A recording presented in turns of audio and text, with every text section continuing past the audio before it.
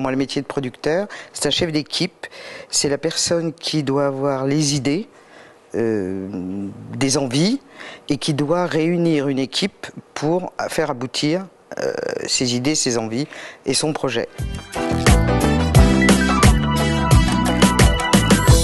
Moi, ce qui m'amusait dans le métier de producteur, c'était d'innover. C'est-à-dire d'essayer de faire ce que ne faisaient pas les autres. Donc bien avant Plus belle la vie, j'ai produit ce qui était le renouveau de la série de 52 minutes. Puisqu'avant, en France, on a toujours traditionnellement à la télévision, pour imiter un peu le cinéma, fait des films comme au cinéma de 90 minutes, d'1h30. Et on est resté comme des pâles figures du cinéma. Or moi, si je fais de la télévision, c'est parce que j'avais envie de faire de la télévision. Je suis né pratiquement avec cet instrument. Pour moi, c'était le moyen de communiquer, de rentrer chez les gens et de leur apporter une forme de culture, de spectacle et de divertissement. Donc j'ai eu envie de retrouver les codes de ce qui faisait la spécificité de la télévision. C'est-à-dire la série étant...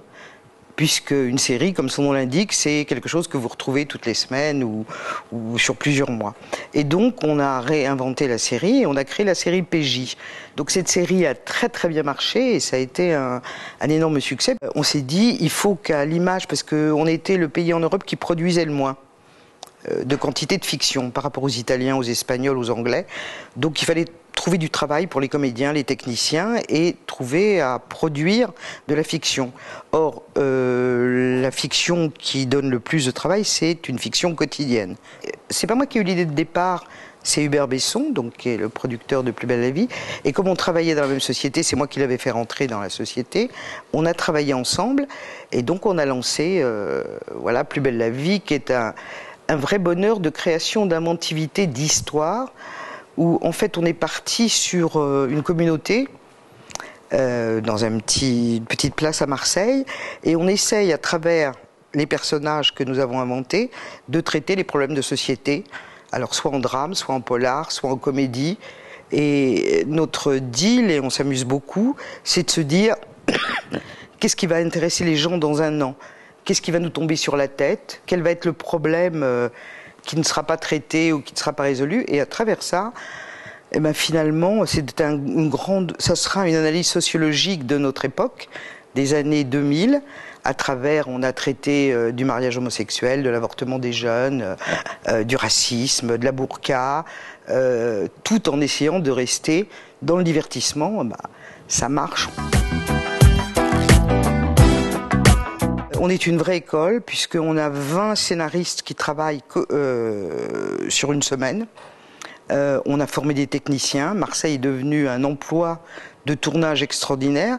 Il y a 150 personnes tous les jours qui travaillent sur Plus belle la vie.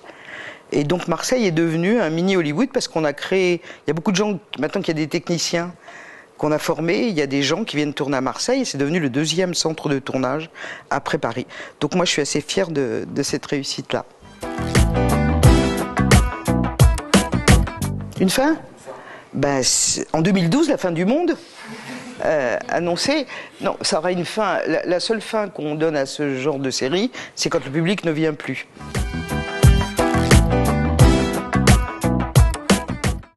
Je suis optimiste à cause de mon âge, parce que j'ai 70 ans, et moi, ma carrière, elle est vraiment derrière moi. Donc, ce que je fais, je continue à travailler, mais ce que je fais, c'est du bonus. Mais je ne suis pas optimiste, non, pour le métier.